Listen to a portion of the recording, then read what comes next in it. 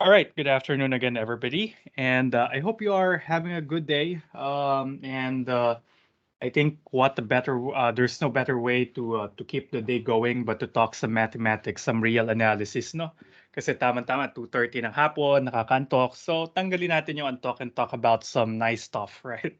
So and then also it's almost the weekend, so tomorrow is Friday already. So I know you are excited to go to the weekend break.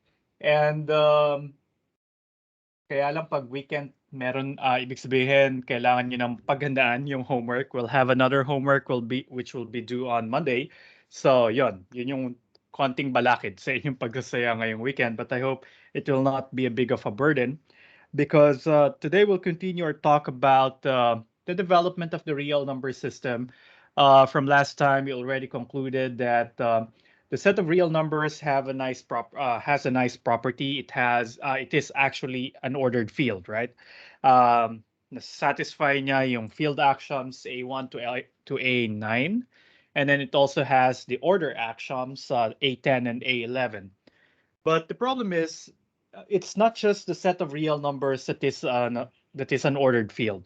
There are some proper subsets of R that are ordered fields. Meron tayong rational numbers, meron tayong ordered field of algebraic real numbers. So parang walang special about the set of real numbers. Until today, we'll be looking at another axiom. And the nice thing about this axiom is that it sets the set of real number apart from all of those other ordered fields. Now, in what sense? Kasi ito yung magpapakita na yung meaningful calculus o yung natutunan natin sa calculus, mag-hold lamang siya at least a set of real numbers because it possesses what we call a completeness property. Okay? In a sense, kompleto yung set of real numbers. Walang kulang mula dun sa collection of mga real numbers. And this completeness will allow us to define the concept of limits, derivatives, and integrals that we have known in calculus. Yung mga konsepto na yun, hindi sila kayang gawin kapag ka ang set mo lamang ay isang ordered field. Okay? So siguro sa modern algebra, if you have taken Math 111, you have probably learned na maraming mga properties ang mga fields, ang mga ordered fields. Kaya lang walang version ng calculus para sa kanila. Alright? So, kasi nga, para magkaroon ka ng meaningful calculus, you need your set to be complete. And what it takes to be complete, that's what we will find out in the lecture today. Okay? So we'll start with section 1.6, which is basically a statement of the completeness axiom. In a sense, pag sinabi natin complete, kompleto, walang kulang. Kaya lang sa math, lalo na sa axiomatic development, hindi tayo pumapayag na hindi clear yung definition, hindi laid out yung requirements para sa bawat isang term, right? So, and being complete is not an exemption. So we'll try to give a characterization or a criterion kailan natin masasabi ng isang set ay complete, all right? There are several versions of it, but the very first version of completeness that we will discuss is the version of Dedekind, all right? So ano yung sabi ni Dedekind? Sabi ni Dedekind, ang isang set ay complete kapag kaya mo siyang i-partition into two sets A and B. That means if you have a set, in this particular case, the completeness axiom is given in terms of the real numbers, right? If you can partition the set of real numbers into two sets, meaning you have two sets A and B that are disjoint, all right? Wala silang common elements, tas ang union nila ay yung buong R. So, ibig sabihin, bawat isang real number either na kay A siya or na kay capital B. And then there's another condition in this partitioning. This partitioning of the set of real numbers is not just an arbitrary division of R into two sets.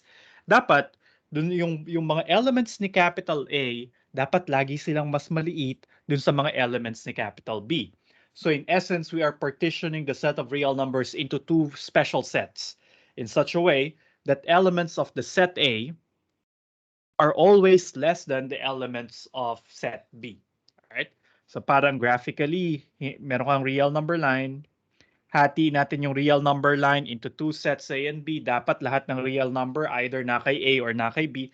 Tapos lahat ng elements ni A dapat nasa kaliwa ng mga elements ni B.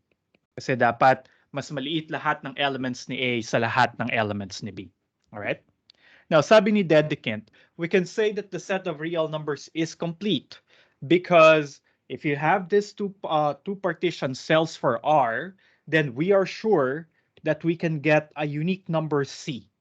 And this unique number C will serve as the boundary for A and B.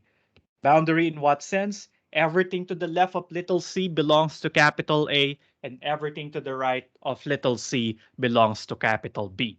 So parang yun yung role ng unique na real number si C. Siya yung naghahati such that lahat ng nasa kaliwa niya ay si set na kay set A, lahat ng nasa kanan niya ay si set B. So basically, there's just a limited number of ways on how we can draw the set A and set B such that conditions 1, 2, and then the existence of the real number C are satisfied. So posibleng si set A, kunwari, siya yung ray na to. Okay? Mula kay C, lahat ng strictly mas maliit sa kanya will belong to the set B, to the set A. Then set B could be the set starting from C, C included, indefinitely to the right. Okay? So, ang tawag natin dito ay mga Dedekind rays. Ang tawag namin dati dyan, may tape of, may ray of type 1 sa ray of type 2, but it doesn't matter for us. So, ito yung sinasabi ng Dedekind completeness. Alright? So, the set of real numbers is complete in such a way that if you partition the set of real numbers into two sets, A and B, whose union is R, and all elements of A are smaller than elements of B, then dahil complete CR, we can find a unique number C such that everything less than C belongs to capital A and everything larger than C belongs to capital B. Alright? May isa pang posibleng drawing. Pwedeng kasama si little c kay capital A, tapos syempre wala na siya kay capital B. Alright? The important thing is the existence of the number C. Okay?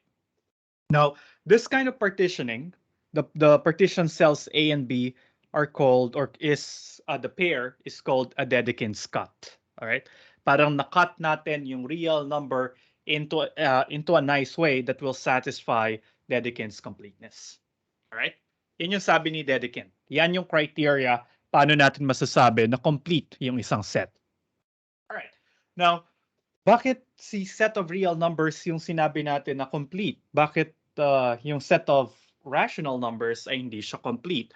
Well, if you will replace all mention of real numbers in A12, papalitan natin ng rationals. So, ibig sabihin, suppose we have two sets A and B that partition the set of rationals. Halimbawa, meron akong rationals, all right? Ililista ko lahat ng rationals dahil ordered yan. Lahat ng mga mas maliliit ay nasa kaliwa, lahat ng nasa kanan ay mas malalaki, alright? So kasi ordered field nga ang Q. Tapos suppose mahati ko si Q sa dalawang parte. Unang ray, halimbawa ito, ito si set A, saka ito si set B, alright? Nasa-satisfy niya yung condition 1 and 2 in such a way that all rational numbers that belong to A are smaller to the rational numbers in B. Kaya lang, merong mga cases, merong mga partitioning ng Q na hindi masasatisfy yung existence ng rational number C. In particular, if we will let A to be the set of all x's starting from negative infinity until square root of 2 included, okay? Kukunin natin lahat ng mga rationals sa kanya. Tapos halimbawa si set B naman, lahat ng mga rationals na mas malaki kay square root of 2. Okay. Definitely, this A and B, this specific A and B satisfy conditions 1 and 2. However, we cannot find a unique a unique rational number C that will satisfy conditions A and B. Right? Bakit? Sino lang ba yung posibleng candidate para maging boundary point ng dalawang ray? Anyone? Sino sa tingin niyo yung posible lang na pwede mag-serve as the boundary between the two sets?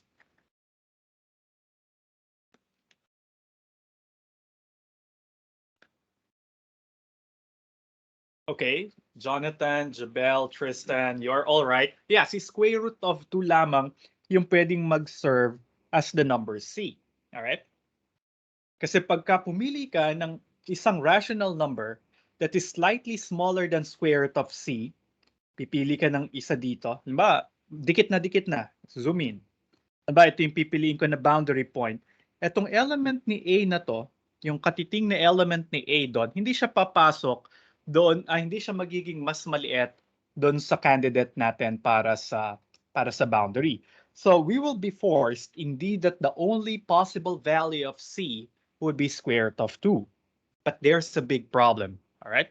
Kasi sabi natin, dapat yung number na yon ay nagbe-belong doon sa parent set. Okay? Ang parent set natin dito ay rationals. So therefore, we should be able to find a rational number C such that conditions A and B are met. But the three of your classmates are right na si square root of 2 lamang yung pwedeng mag-serve as a candidate para maging boundary point if this is our set A and this is our set B. And the problem is, we have proven last time that the square root of 2 is not a rational number. So ibig sabihin, kulang yung set of rational numbers. Kasi makakakuha tayo ng isang dedicant cut. Alright? So all rationals smaller than square root of 2 and all rationals greater than square root of 2. Alright? So partitioning siya ng Q na nagsasatisfy ng condition 1 and 2, and yet we will not be able to find a boundary point because the only possible boundary point, namely square root of 2, doesn't belong to Q. Kaya may kulang si set of rational numbers. Okay? Kaya masasabi natin na hindi complete si R, si Q. Ganun din yung set of all algebraic real numbers, yung mga solutions ng polynomial equations with integer coefficients, kasi pwede naman gamitin nating set A ay negative infinity to pi. Alright, kasi si pi, negative infinity to pi, intersection the set of all algebraic numbers. Tapos si set B naman, siya naman yung mga algebraic numbers na mas malaki kay pi. Masasatisfy niya yung conditions 1 and 2. Partitioning siya ng set of all algebraic numbers na kay set A lahat ng nakay set A ay mas maliit sa lahat ng nakay set B. The problem there is the only candidate para maging boundary point ay si pi. Pero si pi hindi siya algebraic. So there are some problems with those ordered fields that we knew before, and actually they will not be complete. Kasi in this sense, the smallest number system so far that we know that will be a complete ordered field is the set of real numbers. Okay? So ito yung sense of completeness. Wala na tayong kulang. Right? Kailan siya magiging kulang? Kapag meron kang isang dedicant cut na walang boundary point. Okay? So that's the idea of completeness. All right. So any questions to that? Yeah, I hope that's clear. Thank you kung sino nag-heart react. Yeah, yun yung konsepto ng completeness. But you will see na napaka-abstract nung dedicant's completeness, right? Madali siyang i-visualize or i-drawing. Kasi parang pag dinrawing mo siya, pag inattempt mo na i-drawing as a line yung ordered field mo, kung hindi siya R, kung mas maliit siya kay R na ordered field, magkakaroon ng mga butas yung line mo. So halimbawa si Q, may mga butas yung Q na yan. So real number line, pag binutasan mo siya dyan, saka mo lang makukuha si Q. Yung mga butas represents the irrational numbers. And then the same thing for the algebraic real numbers. May mga kulang pa sila. Pero si R, dahil nasa-satisfy niya yung completeness axiom or the completeness axiom is assumed to be true for R, sure tayo na walang butas yung real number line. That means there's a one-to-one correspondence between the points on that line and the real numbers. And that's what sets that's the thing that make the set of real numbers very special. And this completeness allowed us to have our results from calculus, right? Yun yung naging foundation. So, ang minimum para makapag-define ka ng isang calculus, dapat complete yung ordered field mo. And that's what we'll do. Kaya walang calculus over the rationals. Walang calculus over the algebraic real numbers. Laging ang pinakamaliit na calculus natin ay sa set of real numbers. Okay? Now again, Dedekind's completeness is quite abstract, though it's easy to visualize, kaya lang hindi siya madaling i-utilize. Hindi siya madaling gamitin sa proofs because you need to consider a Dedekind cut, kukuha ka ng dalawang rays, dalawang open-ended rays, isa papunta sa kaliwa, isa papunta sa kanan, tapos laging boundary point lang yung tanungan. And you will see some results na mahirap i-contextualize lagi into Dedekind's cut. Alright? Ang kagandahan lang sa Dedekind's completeness, napaka-konte ng assumption na kailangan niya. Pag marunong ka mag-less than at saka mag-greater than, pwede mo nang i-state yung Dedekind's completeness. But yun nga, ang drawback niya, mahirap siyang gamitan sa proofs.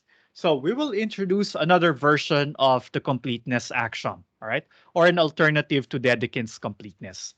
And this is the least upper bound completeness axiom. All right? You will see later na mas madaling gamitin to kasi computational, medyo computational yung least upper bound property.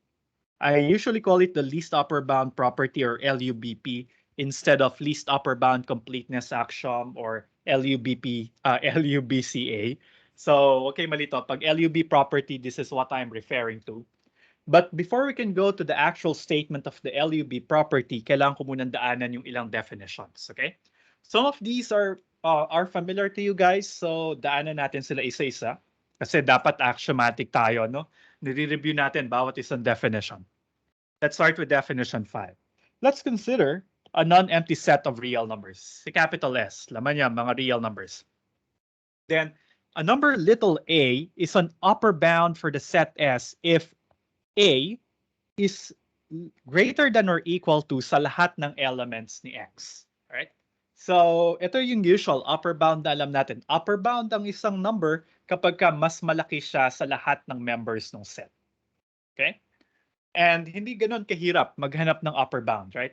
Kumuha ka lang ng number na mas malaki sa lahat ng laman ng set and you have an upper bound. Okay? And we will see later that there are infinitely many upper bounds in one of the remarks later. But perhaps I can mention it na ngayon. So if a set has a one upper bound, okay? Diba, upper bound niya si m sub 0, okay?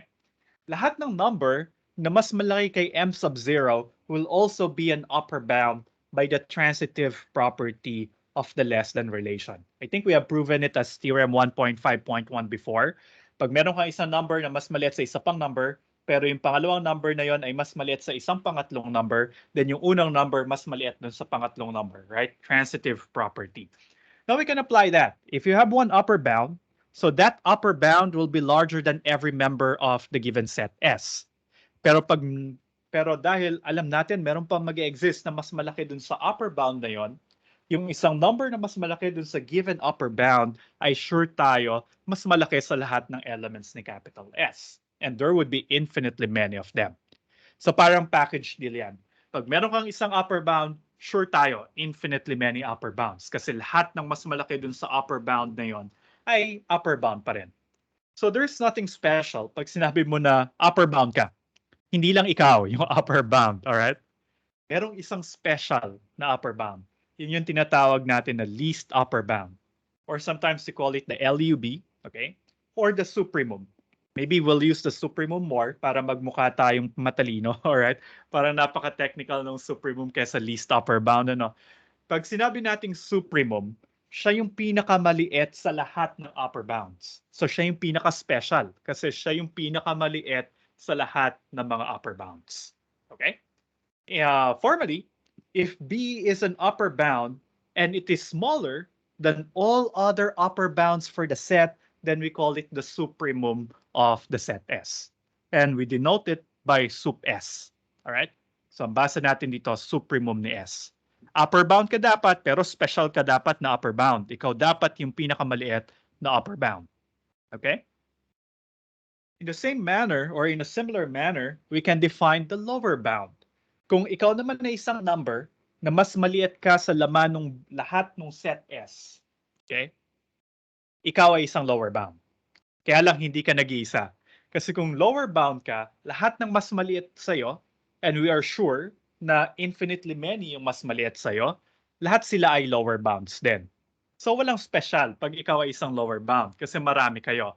But if you are the largest lower bound, if you are the greatest lower bound, then you are special.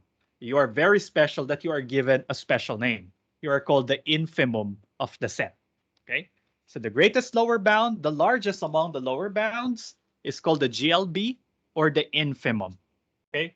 And we write the infimum in symbols. So kung si B yung infimum ni S, isusulat natin siya sa ganito. Okay? It's the infimum of S. Alright. So yun yung mga terms na gagamitin natin. Dugso na rin siguro natin sa definition 6. Kapag ang isang set ay bounded above, meaning kapag yung set S na hanapan mo ng kahit isang upper bound, ibig sabihin siya ay bounded above. Alright? Tatawagin natin siyang bounded above. Kapag naman nakakita tayo ng at least isang lower bound, sasabihin natin siya ay bounded below. Tapos ang isang set na bounded below and at the same time bounded above, ay tatawagin na lang natin simply to be bounded. Alright? So, terminologies. Now, tingnan natin, ano yung mga direct consequences or direct observations that we can make from these definitions, right?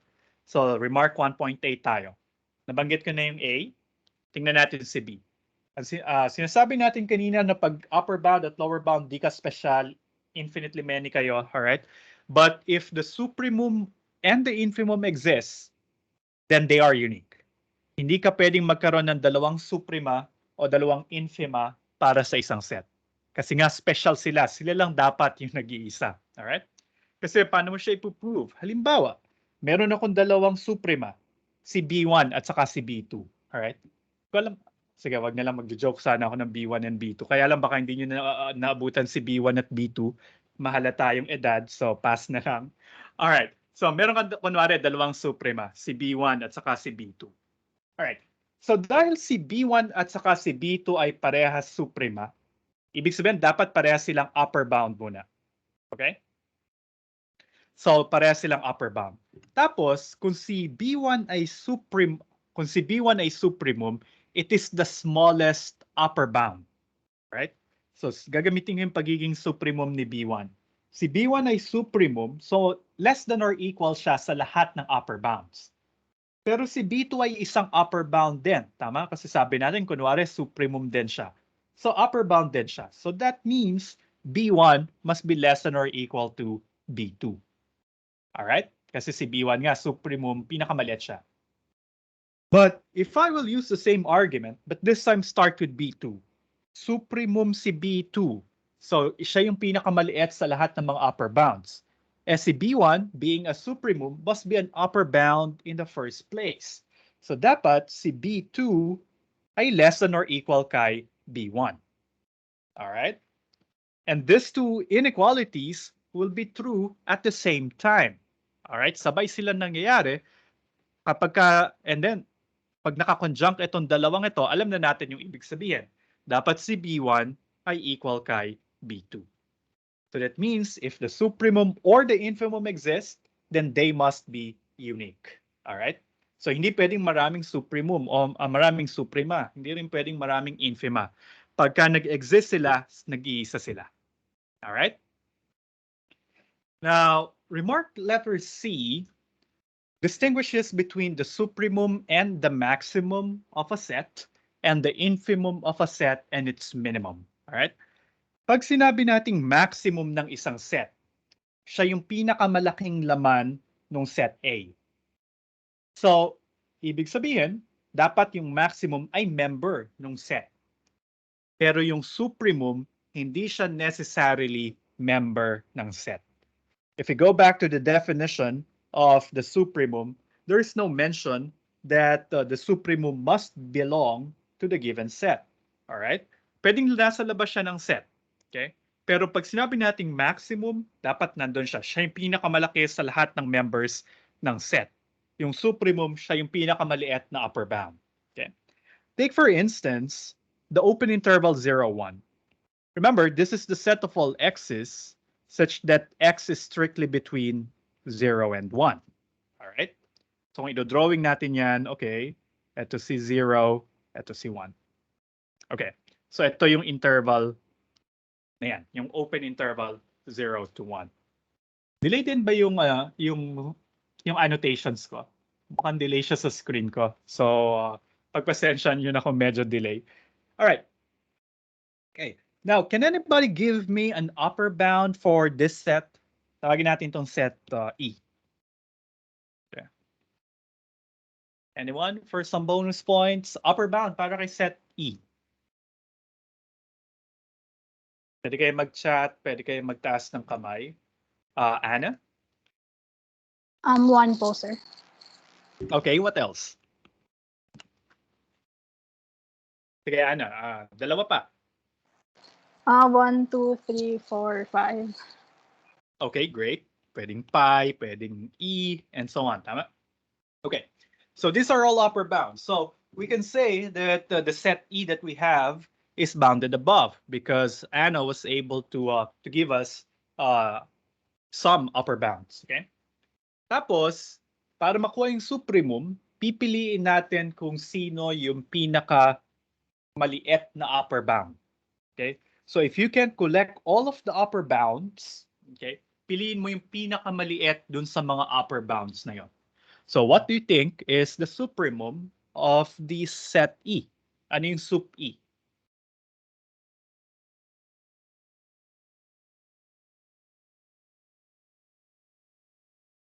Anyone? Charles has an answer. Alex also has one. Uh-huh. All right. Jabel, Rezi, pare-parehas one. Okay, that's correct. One is the supremum. Kasi paano nyo nasabi na si one yung supremum? Wala na bang upper bound na mas maliit pa kay 1? Ang idea kasi, dapat siya yung pinakamaliit na upper bound, ano? So pag pumili pa ako ng isang number na mas maliit kay 1, ibig sabihin, papasok na siya kay set E. Alright? Kung na kay set E siya, mas maliit na siya kay 1. So ibig sabihin, hindi na siya magiging upper bound. Okay? Because there will be an element of set E that will be larger than that supposed upper bound. Okay? Halimbawa, pwede mong i-test si 0.9. I-check natin. Baka naman si 0.9 yung least upper bound. Okay? Si 0.9, hindi siya pwedeng maging upper bound kasi may mabibigay pa akong element ni E na mas malaki kay 0.9. Namely, I can choose 0.99. Si 0.99, mas malaki siya kay 0.9, so si 0.9 hindi siya pwedeng maging upper bound. So hindi na siya kaagad pwedeng maging least upper bound kasi hindi nga siya upper bound in the first place. So baka naman si 0.99 siya yung least upper bound. Unfortunately, no, hindi rin siya kasi meron pang 0.999. Si 0.999 ay mas malaki kay 0.99, disqualifying 0.99 from becoming an upper bound, and hence disqualifying it from being the supremum. Okay? Si 0.999 na ba yun? Hindi pa, kasi pwede pa magdagdag ng isang 9, which is still a member of E, making 0.999 not an upper bound. And this process will continue on forever. Kahit 1,000,000 9 pa yung ilagay mo dyan, magdagdag lang ako ng isang 9 sa dulo nun, talo ka na. Hindi ka na pwedeng maging upper bound. And much more, hindi ka na pwedeng maging supremum. So it's easy to think about the process going on forever. Wala talaga tayong makukuhang upper bound na mas maliit pa kay 1. That makes 1 the least upper bound. All right? So in this example, we see that 1 doesn't belong to the set E, and yet we allow it to be the supremum. Remember, ang sinasabi lang ng LUB property ay dapat yung supremum mo ay real number, right? The set E is a non-empty set of real numbers. It has an upper bound. Nabigay nga ni Anna kanina, nagbigay siya ng ilang upper bounds. So sabi ng LUB property, meron siyang supremum. Tapos alam natin by remark 1.8, unique dapat yung supremum. And a quick analysis, though an informal one, brought us to the conclusion that 1 is the supremum. And 1 doesn't belong to the set E. Okay? So yun, medyo kakaiba siya. Kung sinabi ko na ano yung maximum ni set E, actually, can anyone guess ano yung maximum ni E? So I hope we all agree that the supremum of E is 1. But what is the maximum of E? Pag sinabing maximum, sino yung pinakamalaking miyembro ni capital E?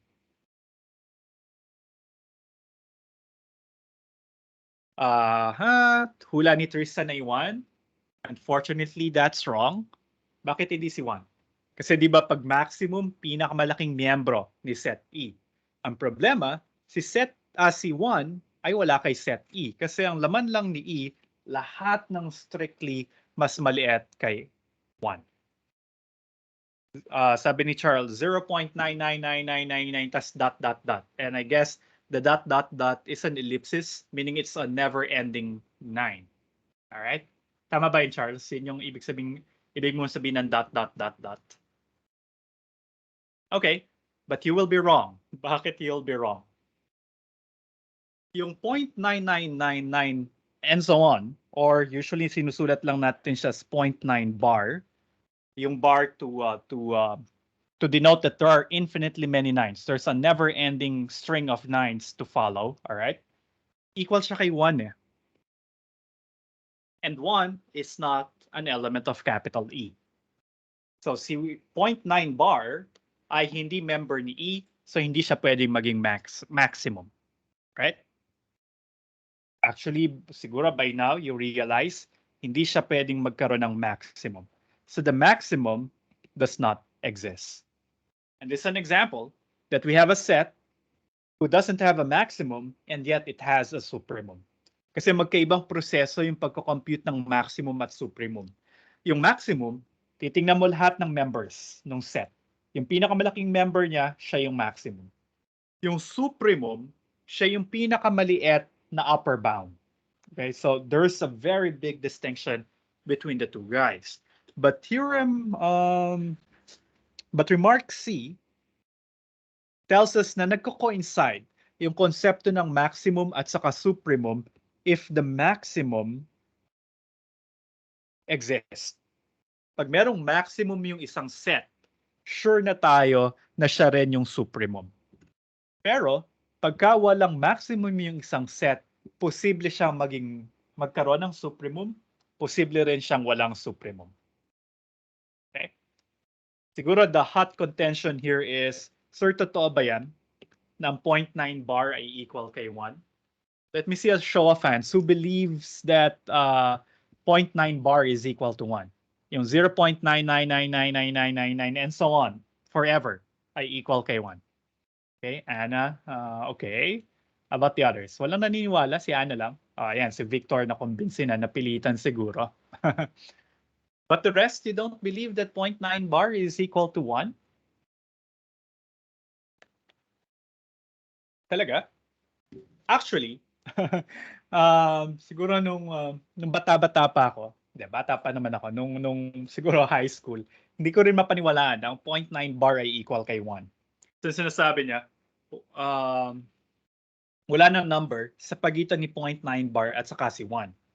So parang ang hirap niyang tanggapin kasi yung 0.9 bar, sunod-sunod na 9, parang kukulahin ka lagi bago ka makarating kay 1, right?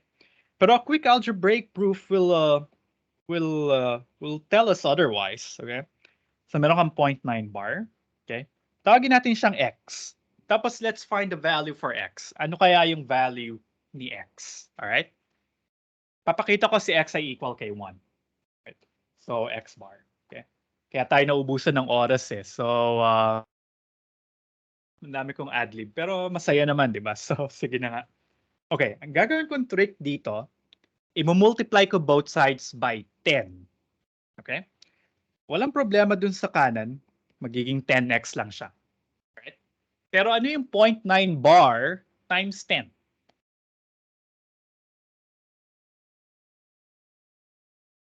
Sige, ano mangyari pag tinimes ko to ng 10?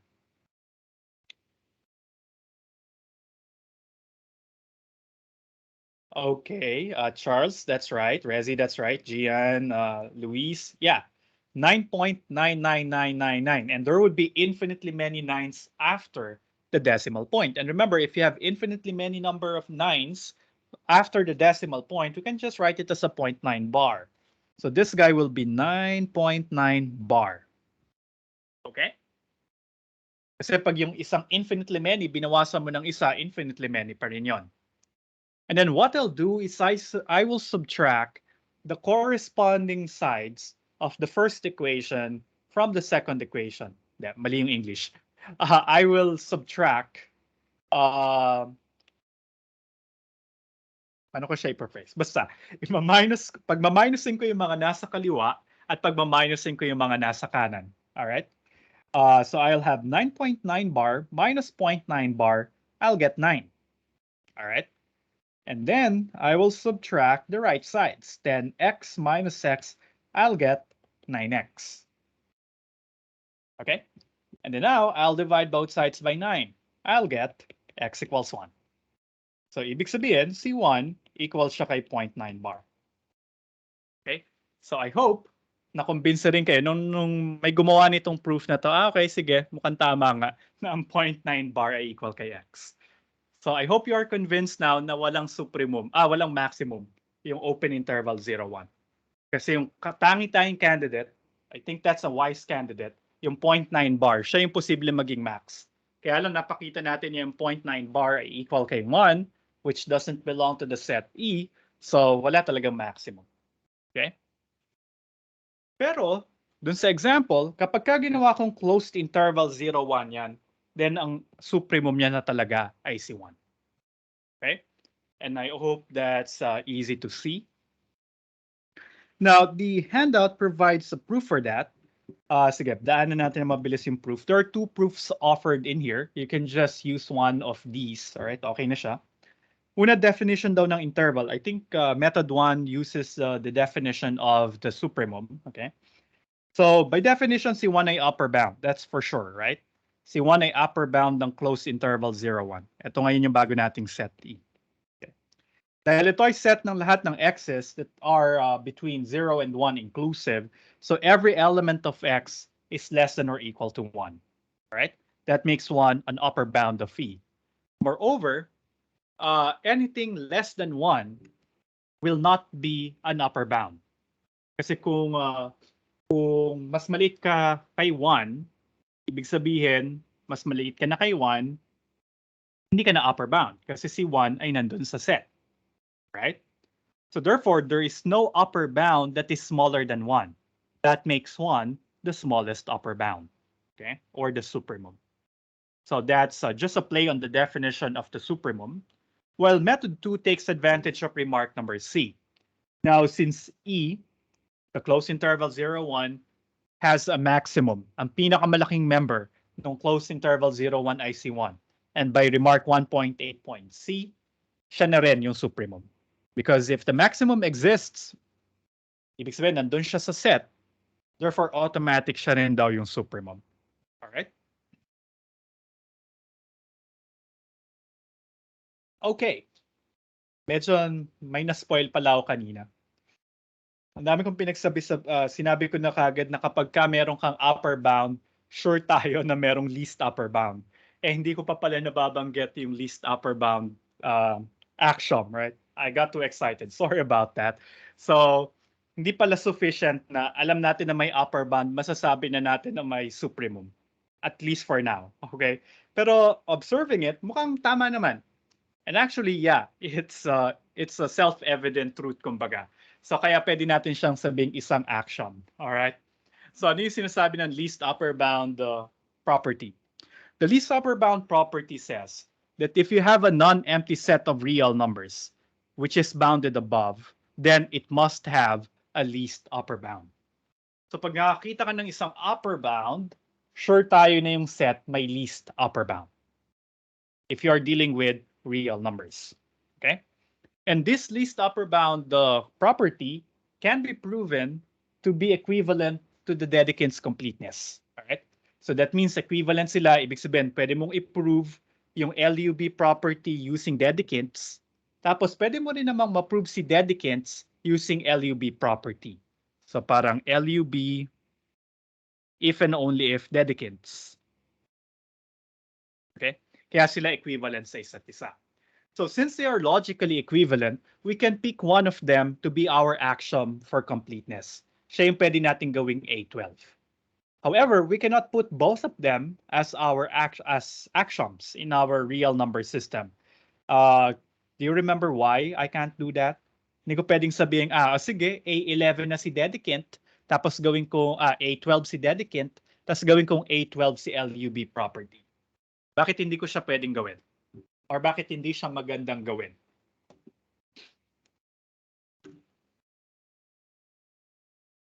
Tandaan niyo ba kung bakit? Kasi minsan para sure, edi sama na natin sila parehas, right?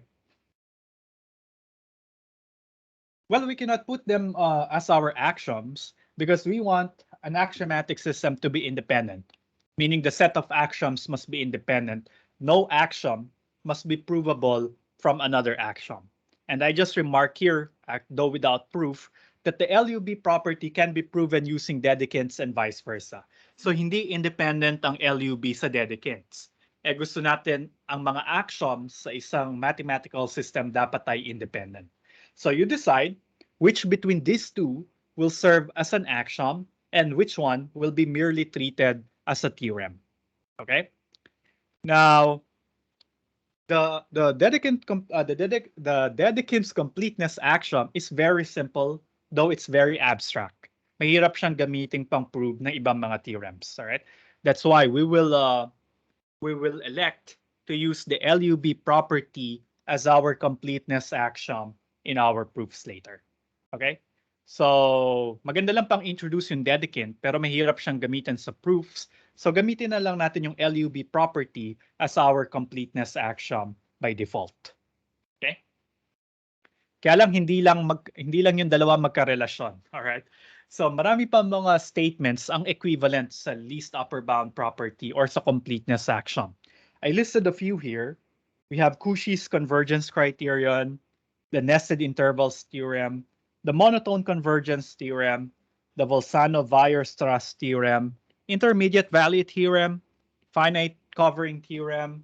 You can also have there the Archimedean principle. You can have some other results from topology or from functional analysis. Maraming equivalent na completeness axiom. All right? But they are more regarded as theorems kasi mas marami tayong kailangang concepts bago sila ma-state. Ang maganda sa dedicant saka sa LUB property, kakaunti yung terms na kailangan natin para ma-mention sila or para masabi kung ano yung axiom. Diba, sa Cauchy's convergence criterion, para ma-state lang yung criterion na yon, kailangan ko ng sequences. Pero later pa natin in the course makikilala ano yung ibig sabihin ng isang sequence. So that's what makes dedicants and LUB more appealing than all of these guys. Kaya usually regarded sila as theorems. But in another universe or in another textbook, they could have chosen the Bolzano-Weierstrass theorem to be their completeness axiom. And if they will develop real analysis that way, the real analysis and the calculus that they will invent by using Bolzano as their completeness axiom instead of LUB will be equivalent or will be exactly the same as what we have. All right, yun yung kagandahan sa math. Kung equivalent yung dalawang axioms, pwede ka mamili interchangeably among them who will serve as your axiom. Okay? Now, hindi natin ipoprove yung entire chain of equivalence.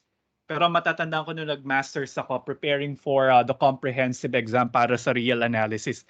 Meron kasing mga 10 to 12 statements that are equivalent to the completeness axiom ni dedicant. Tapos kailangan kong paghandaan paano ko i-prove yung completeness nila.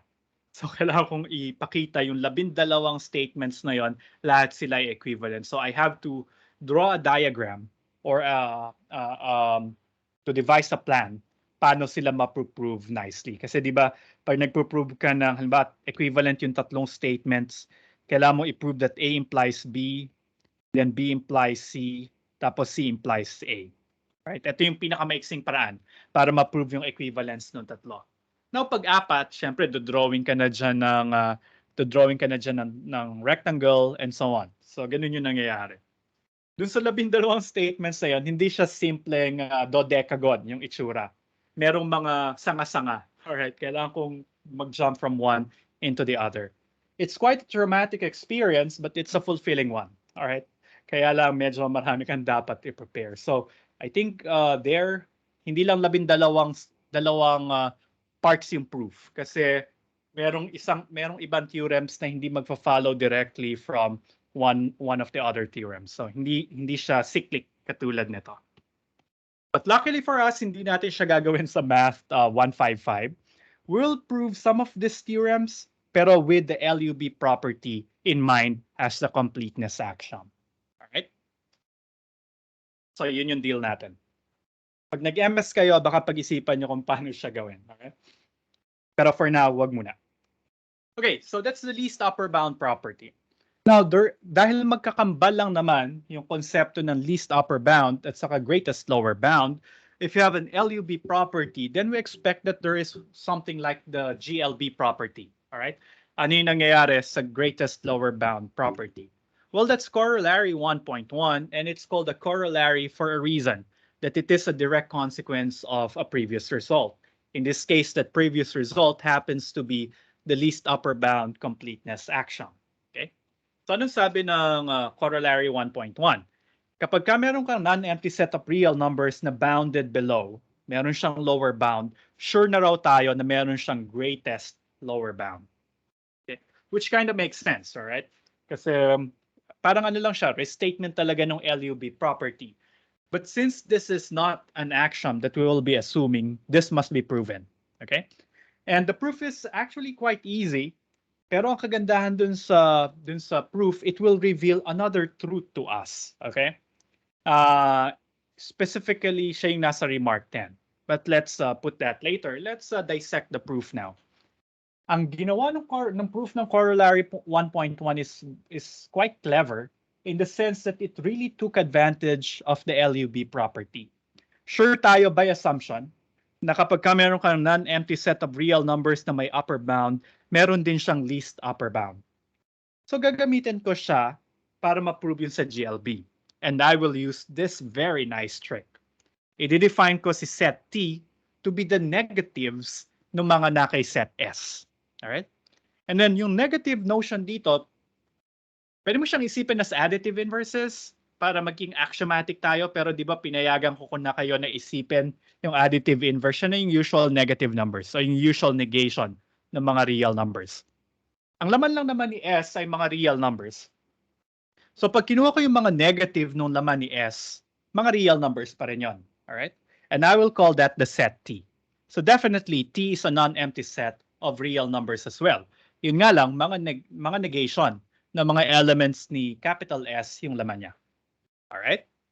Now, sabi natin, si capital S ay bounded below. Bounded below si capital S.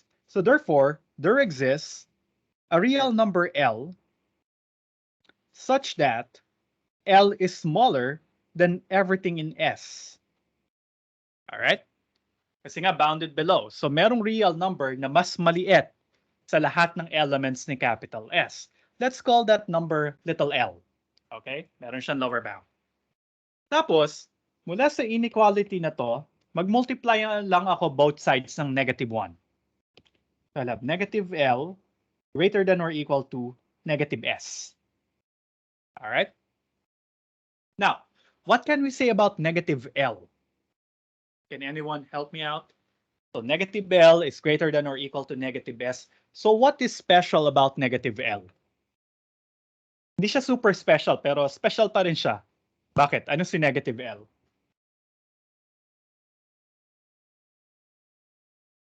Okay, maya guys na sumagot. Sayang yung bonus points, oh. Pwede kayong mag-unmute, pwede rin mag-chat.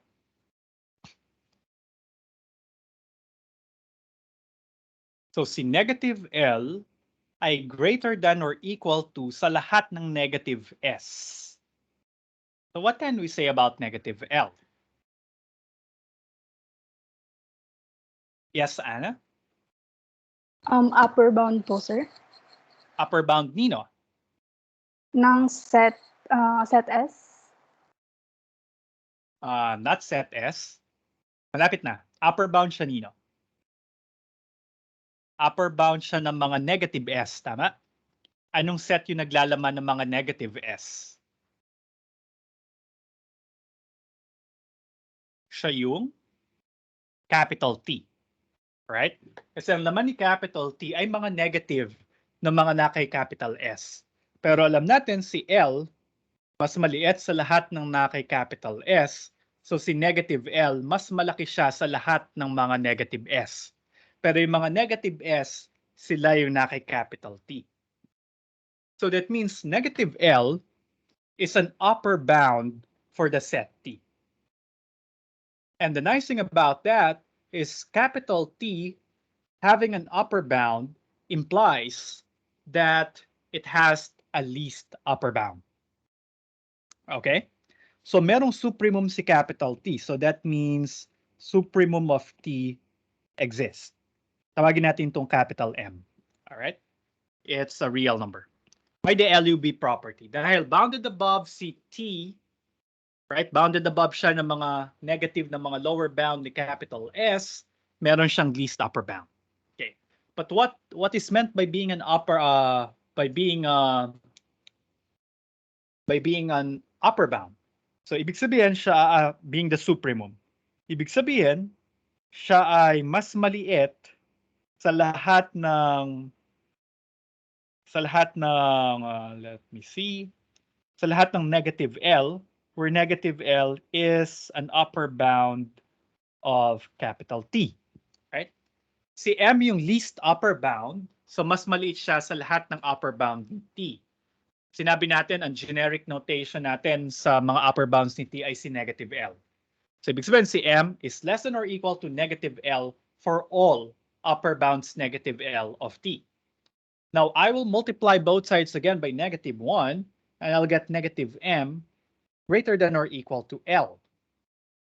Okay? So, ito na yung meron tayo ngayon. Anong ibig sabihin yan? Si negative M ay mas malaki sa lahat ng mga little l. Pero sino nga yung mga little l? Yung mga little l, sila yung mga lower bounds ni S. So now we are saying that negative M is larger than any lower bound of capital S. And what that makes of negative M? That makes negative M the greatest lower bound of capital S. So that means we have found an infimum. And that infimum happens to be the negative of the supremum of the set containing all the negatives of capital S. All right? So that ends the proof. And again, the proof didn't just provide a justification for the statement. It gave us an explicit way of solving for the infimum of the set that was bounded below. Right? Ang infimum ng isang set, if it exists, ay laging equal sa negative ng supremum ng set containing the negatives of your set. All right? Does that make sense? Medyo ang daming paligoy-ligoy, no?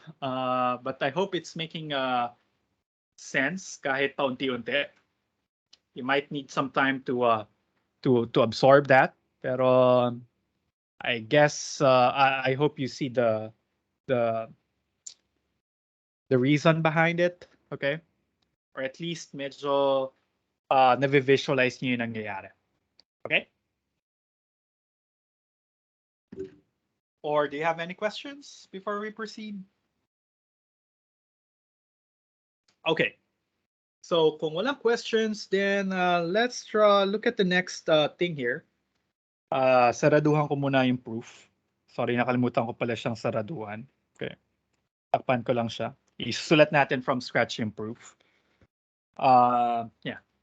Okay. So the thing about that is, mukhang madaling magamit yung least upper bound property. Kaya lang medyo problematic minsan yung pagko-compute ng supremum. All right? Because when you say the supremum, upper bound siya, tapos siya yung pinakamaliit na upper bound. Sometimes it might be easier to have an analytic characterization of the supremum para hindi lang puro words yung ginagamit natin. Baka naman, merong inequality or may formula na mag-hold para sa supremum. And that's what Theorem 1.7 will try to give us. It will give us a characterization or an alternative definition for the supremum of a set. Okay, and let's see what it is. So we suppose we have a non-empty set of real numbers, say capital S. then the number B is the supremum of capital S if and only if these two things are satisfied. Okay. Tingnan natin ano yung dalawang conditions ito. Unang condition, dapat si B ay upper bound ni S. Which makes sense. Covered siya ng definition ng pagiging supremum. Para maging supremum, upper bound siya dapat muna. Tapos dapat siya yung pinakamaliit na upper bound. Okay. So, number 1 is just copied over from the definition. Now, yung number 2, siya yung magiging substitute natin pag sinabi na siya yung pinakamaliit na upper bound. Okay? So, ano yung restatement, possible restatement of that condition? Now, we say that B will be the supremum if it's an upper bound N. For whatever epsilon greater than 0 you think of, there will exist an element of capital S, call it X, such that that X is larger than B minus epsilon. Okay, so in essence, what condition 2 is telling us is, di ba remember si epsilon, usually sa math, ginagamit natin yan to be a placeholder for a very small number. Okay? Ang sinasabi ng condition number 2, kapag ka daw si B, kung si B yung supremum, alright, then, pag binawasan mo siya ng katiting, binawasan mo siya ng konting-konti lang by an epsilon amount, which is very, very small, alright? Binawasan mo siya ng konting-konti lang, hindi na siya magiging upper bound. Kasi may element na si X, may element na si S na mas malaki kesa sa kanya. Alright?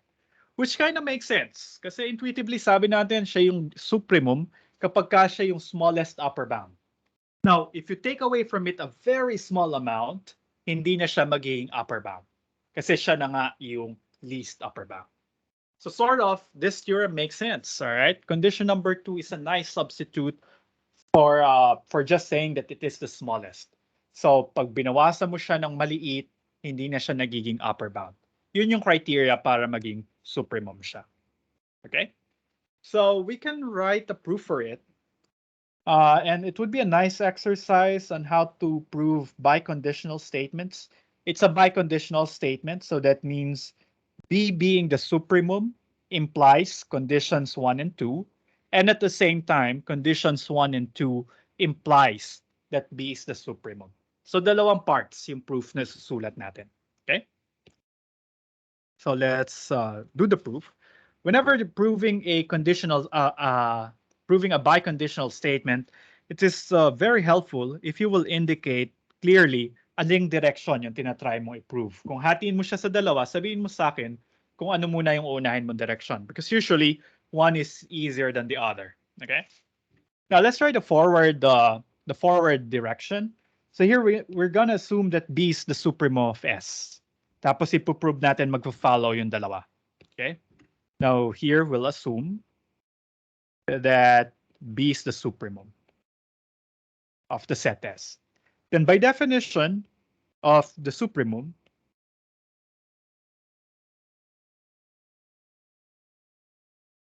B is an upper bound for S, right? Kasi para maging supremum ka, dapat ikaw yung pinakamaliit na upper bound. So upper bound ka dapat. And that is exactly condition 1. So we can say hence statement 1. Okay na si statement 1. Tatry naman natin yung statement number 2. Now, statement number 2 siya. Kung siya ay statement number 2, paano ko mapapakita si statement number 2? Now, I can consider an epsilon greater than 0. Gusto ko ipakita na merong mag-exist na x na mas malaki kaysa kay b minus epsilon. Alright? Ang assumption ko lang si b yung supremum. Then this means b minus epsilon is not an upper bound for S. Alright? Hindi na siya pwedeng maging upper bound kasi si B, siya na yung pinakamaliit na upper bound. Si epsilon greater than 0. So si B minus epsilon mas maliit kaysa kay B. Si B na yung pinakamaliit na upper bound. So si B minus epsilon hindi na pwedeng maging upper bound. And kailan ba siya hindi magiging upper bound? Hindi siya magiging upper bound Kasi may mag-e-exist na element si capital S na mas malaki kesa kanya. So, may nag-e-exist na x in capital S such that x is greater than b minus epsilon. Right? Kaya siya hindi naging upper bound. Kasi may isang member si capital S na mas malaki na kesa sa kanya. Right? And that is exactly statement number 2. So here we have proven that being the supremum implies condition 1 and 2. And then to complete the proof, we need to show yung pakabila naman, yung converse. Pakita natin dapat na si condition 1 at si condition 2 will imply that B is the supremum of S. Okay? Let's do that in the next page. So here we will assume conditions 1 and 2. All right? Now, let's tas papakita natin supremum siya. So, by 1, B is an upper bound of S. Now, we want to show that B is the supremum. Ito yung gusto nating ipakita. So, alam na natin, by condition 1, si B ay upper bound. So, ang kulang na lamang para magamit si definition ng supremum, dapat mapakita natin na si B, siya na yung pinakamaliit na upper bound. Okay? Now, how will I be able to show that? Well, kunwari meron pang isa. Okay? Or kumuha ako ng kahit anong number na mas maliit kesa kay B. So, consider a number B prime that is smaller than B, strictly smaller than B. And what I want to do here is to show that it is impossible for B prime to be an upper bound. Okay? Kasi pag napakita ko na si B prime pala ay hindi na pwedeng maging upper bound, so therefore si B na yung pinakamaliit na upper bound and hence it is the supremum. Okay? Does that plan make sense?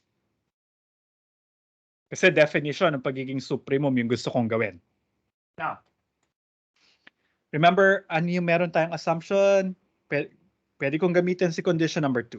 I'll keep condition number 2 in mind kasi this is part of our assumptions. And that's what I'll use to show that B prime cannot be an upper bound. Okay? All right. Now, kung si B prime ay strictly less than B, then there exists a specific epsilon greater than 0 such that B is equal to B prime plus epsilon. Or siguro sulat ko na lang siya pala as what? B prime equals B minus epsilon. Do you agree with that statement? Dahil si B prime ay strictly mas maliit kesa kay B, so dapat makakahanap ako ng isang positive number na pag minus ko kay B, makuha ko si B prime. Alright? Now, we have a specific epsilon here. Pero statement number 2, our assumption tells us, kahit ano pang epsilon yan, basta positive, pagka nag-minus ka kay B, dapat may mag-exist na X na mas malaki kesa sa kanya. Alright? So dahil si epsilon dito ay greater than 0, papasok siya kay number 2. So we can invoke number 2. So therefore, there exists, so by 2, there exists an X, element of capital S, such that X is greater than B minus epsilon. But what does that mean? Anong ibig sabihin na may nag-exist na X na mas malaki kay B minus epsilon? This means B minus epsilon, which is the same as B prime, all right, is not an upper bound for S. Kasi nga mayroong element si S na mas malaki kay B prime or mas malaki kay B minus epsilon. So hindi na siya upper bound. So kahit, tingnan nyo yung choice ko kay B prime. Si B prime, random siya. Si B prime kahit anong number na mas maliit kay B. So napakita natin in this short paragraph here that any number smaller than B prime cannot be an upper bound for S. Sinabi na natin si S ay isang upper bound by statement number 1. So that makes B the smallest upper bound. Okay? So therefore, you can say that B is indeed the supremum of the set S. End of proof. All right? So ngayon, pwede natin gamitin yung theorem 1.7 pag nagpo-prove tayo na supremum ang isang set. Sabihin lang natin na kunwari, dahil supremum siya, magbawas ka ng kahit maliit na number sa kanya, hindi ka na magkakaroon ng upper bound. So that's what an alternative characterization is. Actually, some books might give you theorem 1.7 as the definition of being a supremum. Okay? Kasi pag sinabi natin characterization, mga if and only if statements yan, and definitions are if and only if statements. All right? Sa ibang books, baka ito yung definition nila ng pagiging supremum. But for us, this is just a characterization which you can use every now and then in our proofs. Okay? Minsan kasi mas madaling gamitin itong fact na to kaysa yung definition. Siya yung pinakamaliit na upper bound. Okay? Now, you can modify this characterization to get an equivalent or to get a similar characterization for the infimum. All right? So I let you use your imaginations and try to write that out. Ano yung characterization naman ng pagkakaroon ng isang infimum? All right? And I think that's the end of chapter 1.7, section 1.7. Sorry, hindi nyo pala kailangan mag-imagine. Binigay na siya as theorem 1.8. That's fine. Okay. And then there's a bunch of exercises here. So you can try to answer these ones. And I guess they're simple. Some might require a little bit more work than the others. Pero kaya nyo yan tiyagain. Siguro yung mahirap lang ay yung number 5, which is the equivalence of dedicants and the LUB property. But otherwise, you can do numbers 1 to 4. Okay. Tapos sa homework natin, ibibigay ko mamaya, siguro later tonight. Siguro ang papa-exert ko na lang is something about the supremum and infimum. I might give you some sets and then I'll ask you to identify what is their supremum or infimum if they exist. Okay lang ba 'yon? Baka kasi ma-miss niyo mag-prove, baka gusto niyo naman mag-prove na lang ano. So I don't know what's your preference. Yung kabilang section, sabi nila okay lang na paghahanap ng supremum or infimum yung magiging homework. And I hope that's fine with you. So pwede naman na magsulat uli ng magkaibang homeworks para sa inyo. Kasi baka sabihin nyo, sir, kating-kati kami mag-prove. So wag nyo kaming i-deprive ng panahon para mag-prove. Right? Pero sige, para medyo mas madali. Supremum, infimum yung paglalaroan natin. Okay, I'll think of some problems later. Hopefully makaisip ako kagad. All right? And that homework will be due on Monday right before midnight. So kindly make sure to do that. Oh, by the way, I think there's still some students who haven't submitted the consent form. So sayang yun, bonus yun sa homework. So that's bonus 5 points. We'll just have about about 8 homework, so that's about 40 points. Pag may bonus kang 5, so that's automatic 5 over 40, 1 over 8, about 12.5%. 12.5% ng ilang percent ang homework? 30%? 30% nga ba homeworks natin? So kung 30% ang homework, 12.5% yung bonus, so you'll have about 3.65 points sa final grade. So malaki-laki yon. So huwag niyong kalimutang sagutan. Sana tama yung compute ko. Either 0.36 or 3.6 points sa final grade. I'm not sure. Pero yeah. Sagutan niyo siya, sayang yung points. All right? So I think we still have some time now, so probably I can still continue and try to start talking about the consequences of the completeness axiom. Kasi sabi natin yung completeness axiom was very instrumental in the definition of the calculus that we know. Right? Pero bago tayo makarating doon, tingnan muna natin yung mga mas malalapit na consequences ng completeness axiom. There are consequences because these properties are easily proven, appealing only to the completeness axiom. All right, so mga parang direct corollaries ito ng completeness axiom. The first one is theorem 1.9, which tells us that the set of natural numbers is not bounded above. Wala kang real number na mahanap na mas malaki sa lahat ng natural numbers. So essentially, that's what Theorem 1.9 is telling us. So let's convince ourselves that this is true. Though if you think about it, yeah, that seems about right. Walang real number na mas malaki sa lahat ng natural numbers. All right. In the first place, walang maximum ang set of natural numbers. So ibig sabihin, yeah, wala siyang maximum, so yung supremum niya dapat nasa labas ni n. It might be a natural number. But this statement is telling us na wala kang mahanap na upper bound. Dahil wala kang upper bound, wala ka na ring least upper bound. All right? Now, let's try to prove it. And I think the easy proof is by contradiction. Yung tinakpan ko yata ay proof by contradiction. So we will suppose that n is bounded above.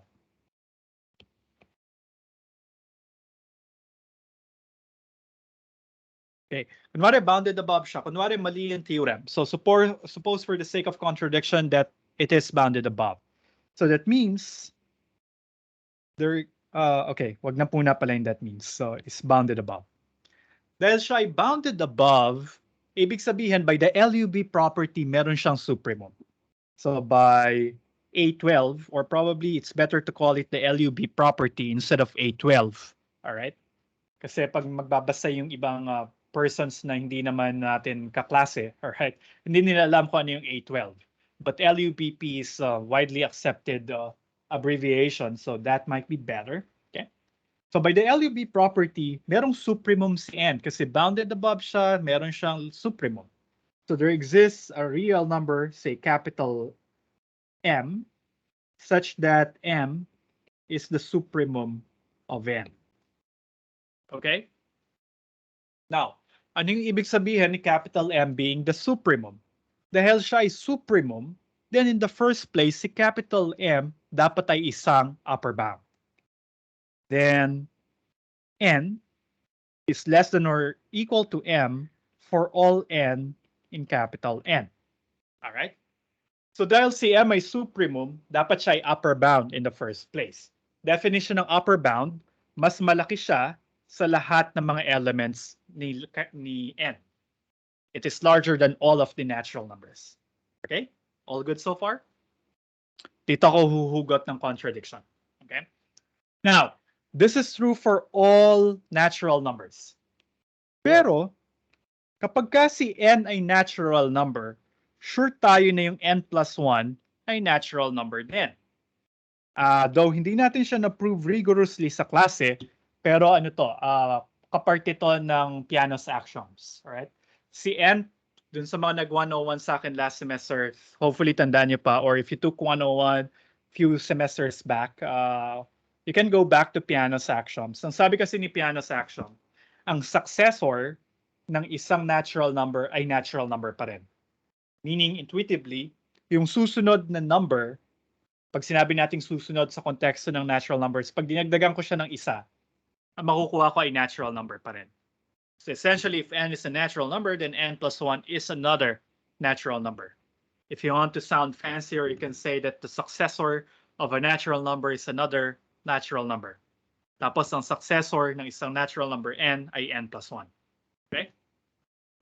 So kung si n ay natural number, magpa-follow na si n plus 1 ay natural number din. Dahil si n plus 1 ay natural number, dapat mas maliit siya kay capital M. Kasi si capital M ay upper bound ni n. Mas malaki siya sa lahat ng natural numbers. And n plus 1 is a natural number provided that n is a natural number. Therefore, n plus 1 must be less than or equal to capital M. Alright? Okay. Tapos, ang mangyayari dito ay, pwede ko itong isulat as n less than or equal to m minus 1. And again, this is still true for all natural numbers n. Kasi wala akong in-specify. Wala akong ginamit na existential specification. Puro universal specification yung ginamit ko. Alright? So, nag-subtract lang ako ng 1 from both sides. I got this. And I say there is a contradiction here. Can anybody spell out for me what the contradiction is? Bakit masaya na ako dito na may contradiction? Ano ngayon kung si n ay less than or equal sa m minus 1 for any n in n?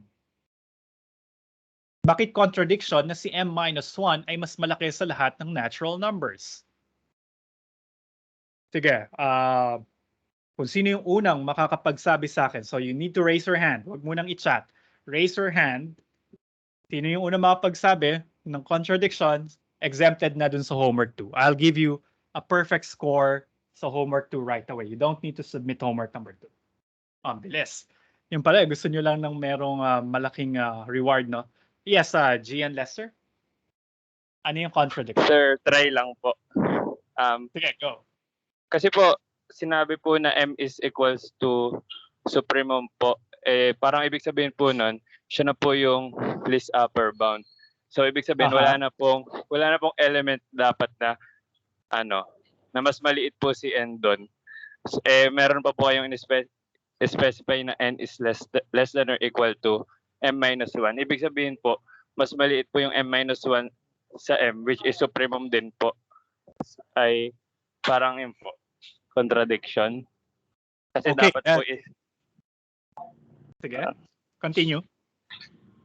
Ay, sorry, yun po sir, kasi parang ano po, yung m, in-state po na least upper bound po yung m po. Tapos meron po kayong sinabi na n is less than m minus 1. Di pa po parang, ibig sabihin po nun, wait na po talaga. Actually, nasabi mo na yan. Kaya nakatok na kita. Yeah. Thank you, Gian. Yeah, tama yung sinabi niya. Alright. So, kasi sinabi ko na si M yung supremum. And now, in the last line, I found another upper bound. Kasi si N, si M minus 1, mas malaki sa lahat ng N. That makes M minus 1 an upper bound. Pero tama si Gian, it is a contradiction to M being the supremum. Kasi si M minus 1, mas maliit siya kay M. And yet, upper bound pa rin si M minus 1. Alright? So this contradicts the fact that M is the supremum, is the smallest upper bound, because at this line, we have found another upper bound that is supposedly smaller than capital M. All right? So dahil dyan, Gian, no need to submit homework 2. I'll give you the perfect score right away. But if you want to submit, you can. Sabihan mo lang ako. Pero guaranteed ka na na perfect score dun sa susunod na, dun sa homework number 2. All right? So that's it. That's one neat that's a neat consequence of the completeness of R, all right, ng natural numbers na hindi na bounded above. And then we're going to use this to prove another property called the Archimedean property, all right, and some nice properties of the set of real numbers as well. Medyo marami-rami pa yan, so pero dadaanan natin silang lahat. And that would be for Tuesday na lang, all right? Tapos I'll have a confession to make. I am not sure if I can meet you live on Tuesday. So birthday ng pamangkin ko, I decided to treat the fam to a trip this weekend. My flight, nakabalik na naman ako supposedly ng Monday. Nasa airport na siguro ako ng Manila ng Tuesday morning, mga 8 a.m. But I'm not sure if makarating uli ako ng Laguna ng hapon. Alright, though kaya naman siguro, pero I'm not sure. So just in case I will not be able to meet you live, I will ask you to watch the recording from previous semester. So depende na lang. You will know probably a couple of hours before the class if you will just be watching a recording or if I'll be joining you live. So yun na lang yung deal natin. All right? Any questions? Okay, so if there are none, thank you guys for joining me today. Hopefully hindi kayo masyado nakatulog. All right?